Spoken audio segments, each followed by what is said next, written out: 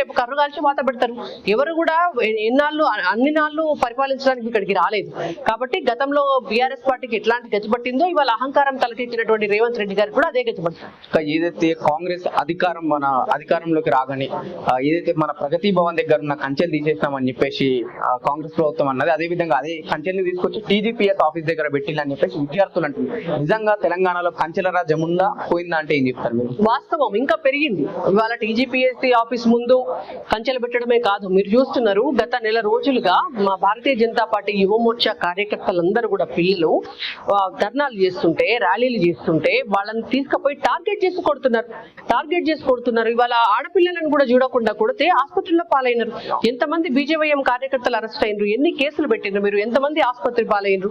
అంటే మీకు కించిత్ బాధ్యత లేదు, మీకు కించిత్ పిల్లల మీద జాలి దయ కూడా లేదు. పిల్లలు అడిగేటటువంటి వాళ్ళు అడుగుతున్నటువంటి డిమాండ్ పట్ల మీకు ఆలోచన